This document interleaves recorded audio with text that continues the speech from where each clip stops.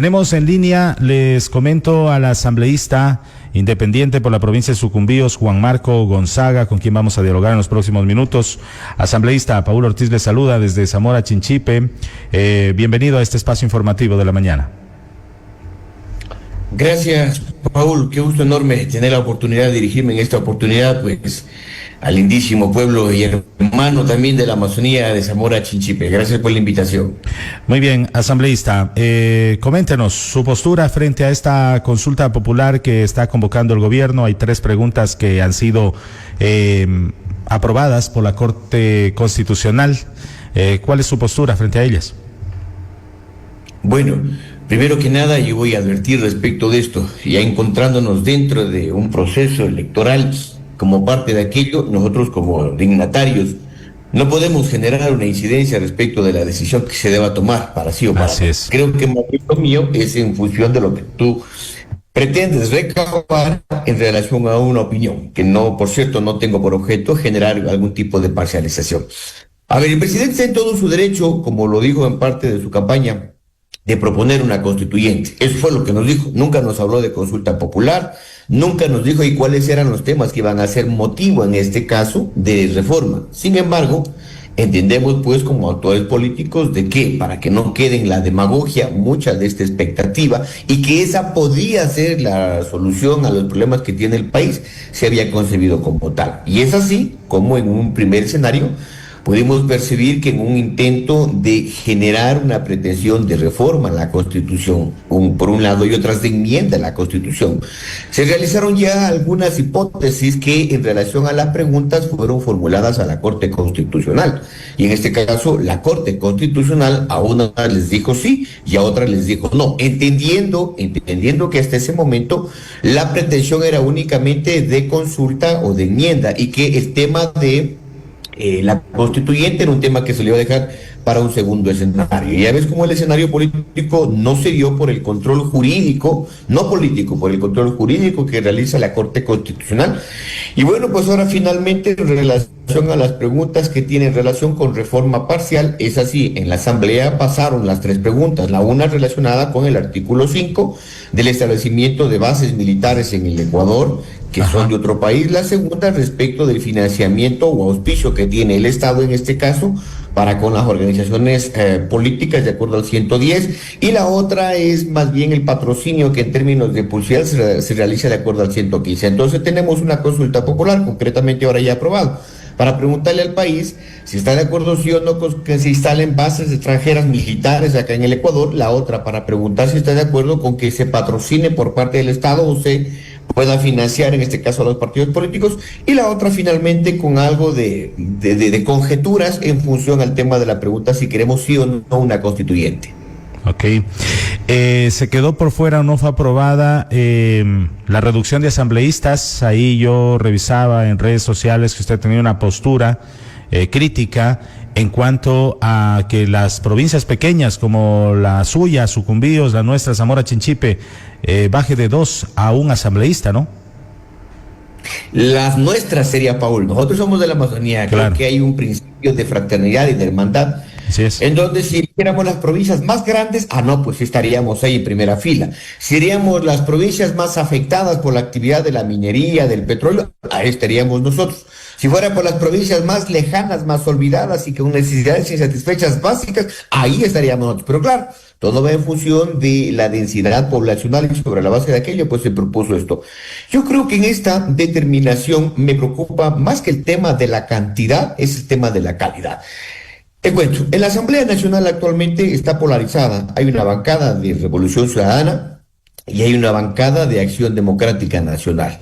Quienes estamos un poco en el medio, en este caso Social Cristianos, Pachacutic y los independientes, generamos un papel o respondemos a un papel muy importante dentro de la toma de decisiones que se dan en este contexto. Sin embargo, creo que también hay una ausencia respecto de lo que significa la calidad, y es ahí donde cuestionan el tema del profesionalismo, el tema de la edad, el tema de la persuasión de oratoria, el tema de la incidencia para lo que sería el beneficio de la mejora constante o dinámica del proceso de legislación, en los procesos de fiscalización, y es ahí donde los partidos políticos de darse este tema de disminuir tanto para la conformación de la próxima Asamblea Nacional o para la elección de los constituyentes, que hay una reducción, pero los partidos políticos tienen aquí una responsabilidad enorme, porque si se fuera la constituyente, imagínate el perfil, entendiendo de que el perfil es general por el principio de igualdad, creo que lo ideal sería que en relación al rol que cumplen los partidos políticos pongan los mejores cuadros. Ahora, con el tema de Asamblea Constituyente, ¿cómo lo ha analizado el número de asambleístas que se propone en caso de que ganara el sí en esta pregunta? La conformación de una Asamblea Constituyente también iría así, con un representante de las provincias pequeñas, ¿no? Así es, me parece que en la dinámica electoral serían más o menos 13 provincias que irían, porque toma nota de que la regla es 1 por provincia más 1 por 475,000 habitantes. Creo que en la Amazonía la provincia más poblada parece que es la nuestra, Sucumbíos, ¿no? El resto creo que no vamos a poder llegar, ninguna, incluida Sucumbíos, no vamos a llegar a estos 475,000 habitantes para tener derecho a uno más. Sin embargo, digo, esta es la misma regla de darse la constituyente y de darse la estructuración de la constituyente que se utilizaría para futuro. Entonces estaríamos pensando o así persuadiendo de que la Amazonía en este caso tendría 6 representantes, porque de acuerdo al numérico o al anexo que se adjuntó al decreto 153, es de que se llegue a un total o a una cámara conformada en este caso por 80 constituyentes. Ya, muy bien. En cuanto, le quería consultar si no tiene alguna otra precisión sobre el tema consulta popular.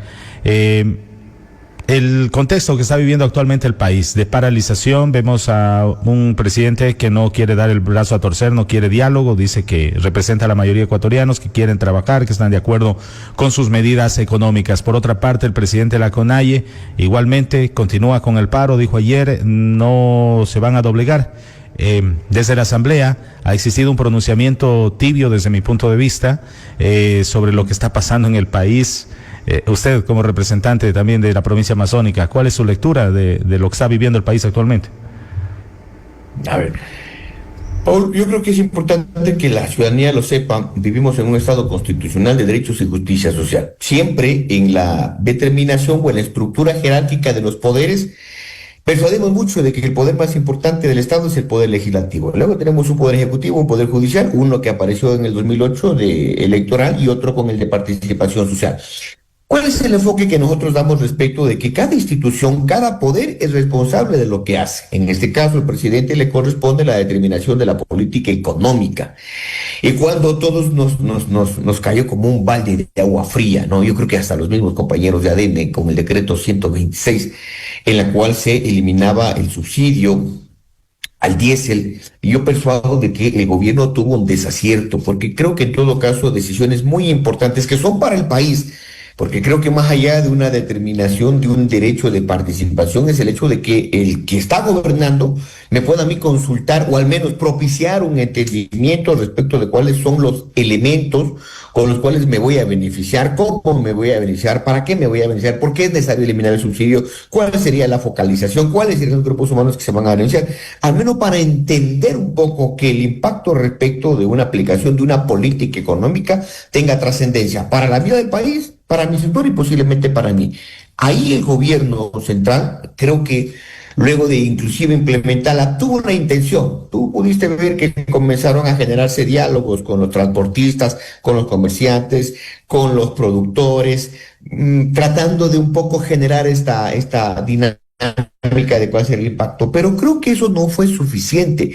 ¿Por qué no fue suficiente? Porque en efecto, quienes podrían generar el resultado final o quienes pagarían la factura final de cualquier medida que se tome, siempre va a ser el pueblo en su mayoría. Entonces, como Asamblea Nacional, una vez que esa decisión se había tomado, al incidir las manifestaciones de la CONAIE y todas las organizaciones sociales que hoy forman parte de una manifestación han puesto la postura de que la exigencia es que se derogue este decreto. Y el presidente, vuelta por su lado, yo voy a meter. Como asamblea, en este caso, se llevó al pleno dos posiciones, como te digo, lamentablemente muy polarizadas, porque todo el mundo busca los extremos.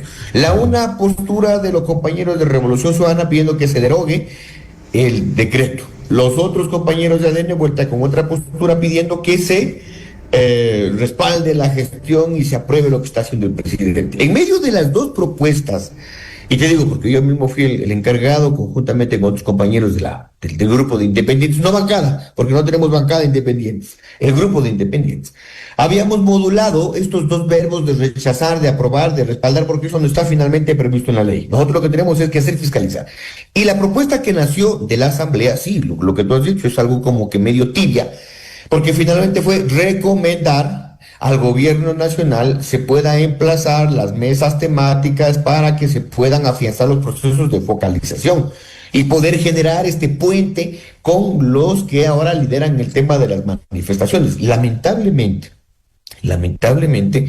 tú has visto que las posiciones son un poco extremas desde lado y lado, porque por un lado se justifica el tema del reclamo, que es legítimo el reclamo, pero por otro lado no se justifica el tema de los actos vandálicos, de daño al bien ajeno, de daño a la propiedad pública, etcétera. Por otro lado, tampoco justificamos el hecho del accionar de las Fuerzas Armadas cuando tú ves imágenes bastante fuertes, en donde la utilización de la fuerza o el uso progresivo de la fuerza no está encadenado a esos estándares o a esos procedimientos que debe tener en este caso la fuerza del orden. Entonces, en estas posiciones tan extremas, el día de ayer, luego de un intenso debate, se propuso nuevamente realizar 3 cambios de orden que por el tema del procesamiento de un caso diezmos contra una compañera de RC no se pudo evacuar estos 3 puntos. Me parece que estos 3 puntos en la próxima sesión, que va a ser la reinstalación, yo creo que vamos a tener la oportunidad un poco de que sea la Asamblea la que exhorte, la que combine, pero te digo, aquí hay un problema. Que por más que la Asamblea pueda articular cualquier entendimiento para exhortarle, me parece que el exhorto es como decir, vea, si quiere haga, si quiere no haga. Entonces ahí es lo que tiene asidero, tiene cabida lo que tú dices respecto de un rol, no más de insinuación, de querer si quiere haga y si no quiere no lo haga. No, o sea, si somos los fiscalizadores, no solo somos legisladores, si somos los fiscalizadores, es decir, en este momento, a ver, señor gobierno, indíquenos, por favor, cuál es el avance del procedimiento que usted ha tenido dentro de algo que ya resolvimos, que ya recomendamos. El problema es que no tenemos la fuerza coercitiva, a menos que no lo hagamos como un entendimiento de un...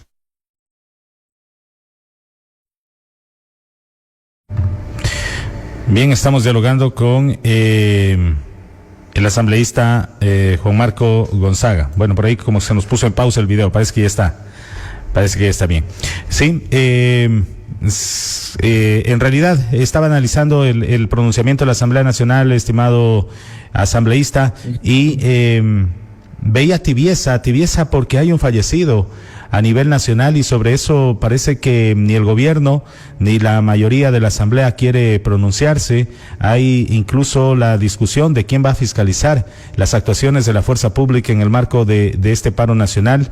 Y realmente preocupa la falta de humanidad, incluso porque sea de donde sea de manifestantes o de los militares que mismos han sido agredidos, alguien tiene que llevar adelante una investigación imparcial.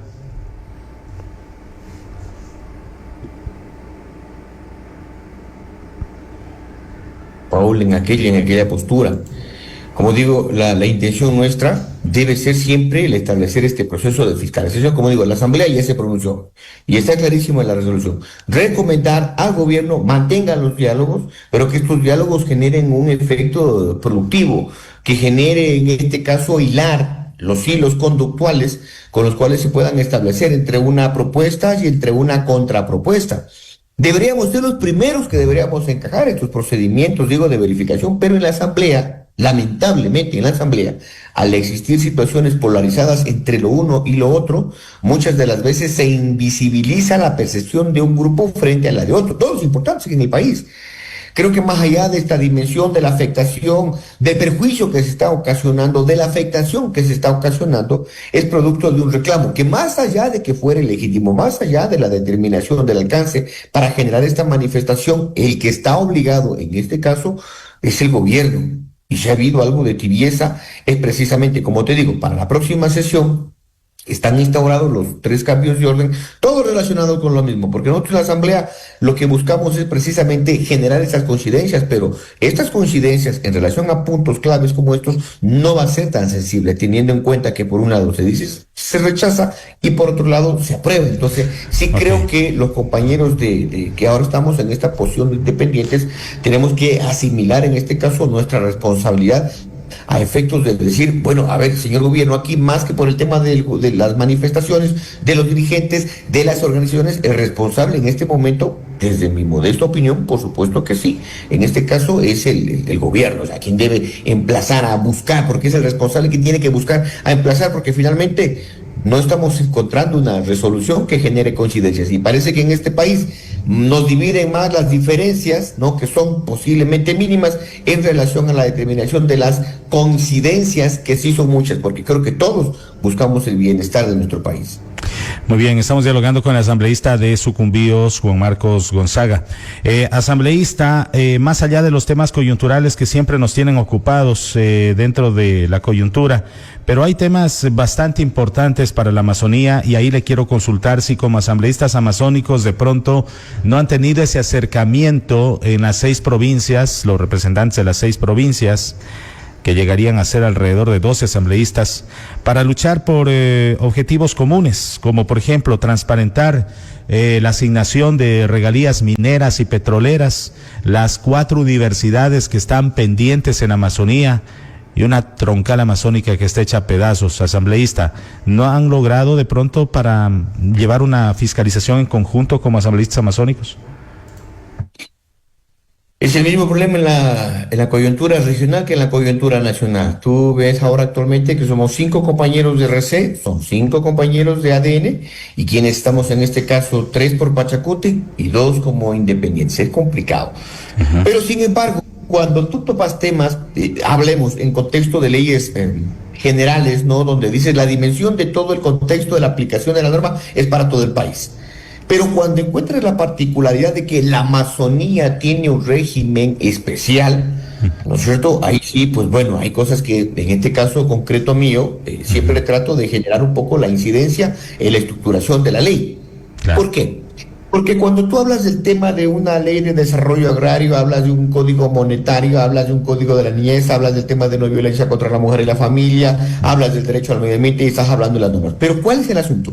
Que nosotros, como tenemos un estatuto jurídico y que todos lo conocemos, como la ley de la Amazonía, es cuando entendemos de que nosotros, en función de lo que establece el artículo 6, dice, tenemos que tener un trato diferenciado. Y entonces, hace pocos días, y yo generaba un poco de conversación con los compañeros y como que no le ponían mucho interés, y hablábamos de la ley de prevención contra el cáncer. Y dice, no, pues a mí como sucumbirse en relación a las actividades extractivistas de petróleo, de la minería. Por supuesto que me interesa, porque yo ya tengo derechos preestablecidos en esta ley, en donde se tiene que atender con preferencia, con prioridad, con diferencia, el tema de la detectación de esta enfermedad en todas las poblaciones que son cercanas al tema de las actividades de minería y de petróleo. Claro, la ley es general, por supuesto, es que el cáncer no solo es del Ecuador, el cáncer es de todo el mundo. Pero para la Amazonía debe haber un trato diferenciado. Entonces, la propuesta de Juan Gonzaga es precisamente incorporar dentro de la estructuración de la norma estas pautas que nos permitan ser atendidos de manera preferente, al menos en el tema de lo que significa la prevención, porque para nosotros eso es lo importante, porque un centro oncológico, para que puedas generar todos estos procesos que tengan que ver con las terapias, tenga que ver con el tema de los tratamientos, no los encuentras en la Amazonía, los encuentras aquí en el Espejo y en Solca. Entonces, es que como amazónico tengo que tener un trato diferenciado. Sí, por supuesto. Ayer estábamos hablando del Código Monetario y estábamos hablando de que la Junta de Regulación Monetaria y Financiera tenía que regular, en este caso, las directrices para otorgar el tema de los préstamos. Entonces, mira, tú coges en esta reflexión que es una política a nivel nacional y dices, no, es que para la Amazonía tiene que ser diferenciada, pero no es porque lo digo yo, sino porque está en una ley. Y la ley de la Amazonía no puede ser solo declarativa, especulativa, sino que tiene que materializarse. Entonces, ¿qué dije yo, compañeros de la Amazonía? ¿Qué les parece si es importante en este momento la norma que está en el 42 que dice el amazónico, el que esté en la agricultura, el amigo de nacionalidad, el amigo que se dedica de una u otra manera a cualquier actividad artesanal, de microemprendimiento, de economía popular y solidaria, pueda acceder en este caso, no solo a la banca pública, sino también a la banca privada. ¿Y por qué no cogemos el artículo 42 de nuestra ley de la Amazonía, la mutamos, la confeccionamos y la metemos en el Código Monetario, que ya está, ayer fue el segundo debate, ya nuevamente regresó a la comisión por 8 días para que se puedan hacer las incorporaciones? Pero es ahí donde tú tienes que hablar. Claro.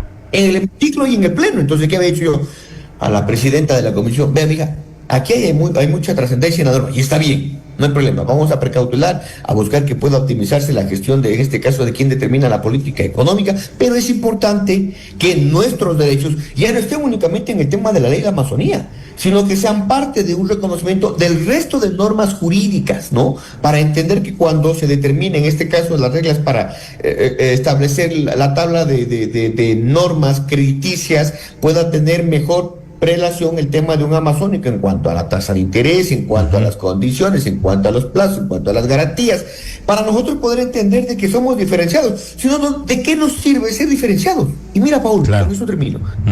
Mira qué interesante, ¿no?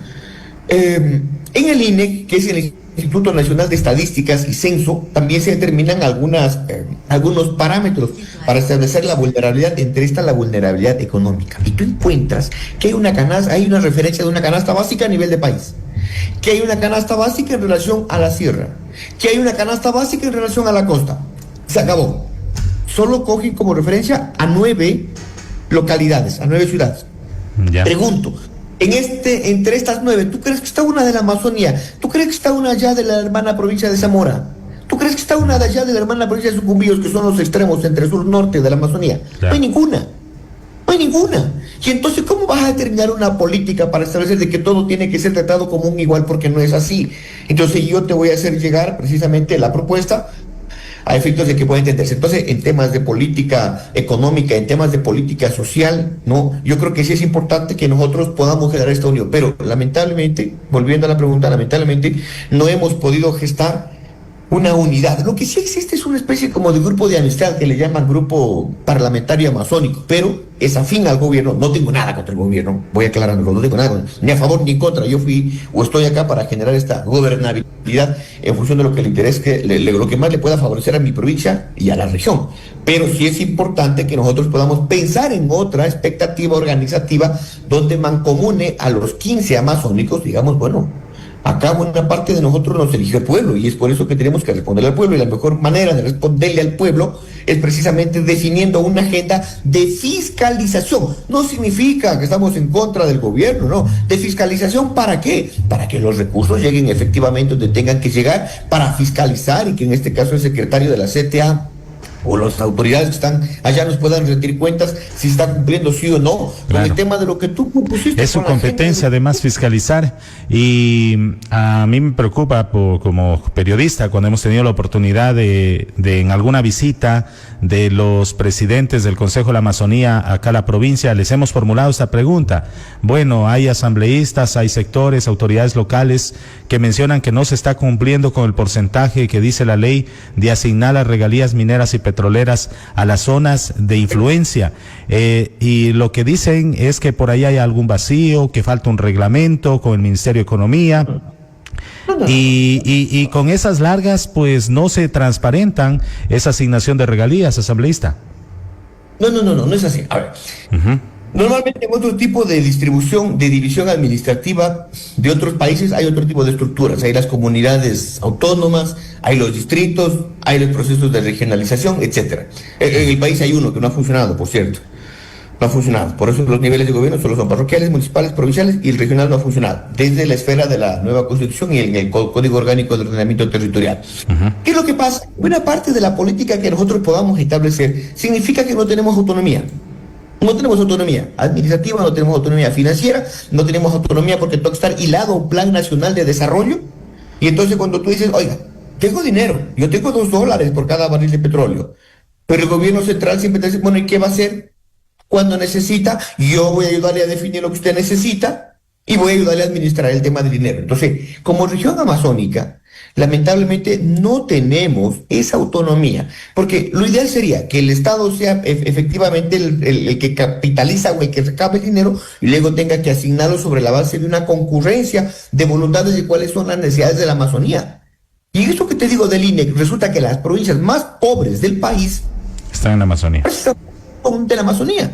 Pero tenemos que seguir dependiendo del Estado central, tenemos que seguir dependiendo de ello.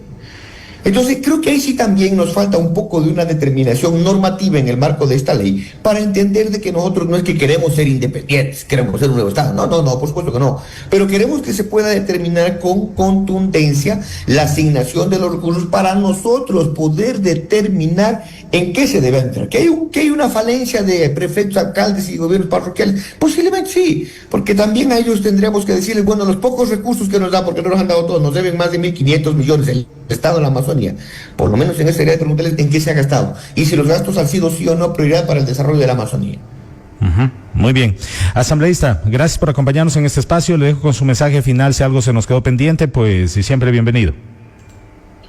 No, querido Paul, yo siempre trato de generar esta mancomunidad de voluntades entre los compañeros asambleístas. Esperamos próximamente se va a generar esta propuesta, no como grupo parlamentario, yo le digo mucho, yo respeto a los compañeros de la Amazonía que están en este grupo, del cual también soy parte, pero yo he dicho que tengo que ser un poco más crítico para generar incidencia y un recuerdo donde los amigos de la Amazonía digan la voz de los asambleístas, la voz de los amazónicos, porque hay un concepto de amazónico. Amazónico no lo veo que el costeño o el serrano, amazónico es en relación a que generemos precisamente estas propuestas, donde no significa estar en contra del gobierno, por supuesto que no, lo que significa es generar las coincidencias, poderlas pulir, mejorarlas, para aplicarlas en el beneficio de nuestra comunidad y de nuestra región. Paul, muchísimas gracias, muy amable por el espacio, un cordial saludo a la parte sur de la Amazonía ecuatoriana. Ya no le decimos tanto oriente, le decimos Amazonía, a efectos de poder ponderar la adecuación de los términos.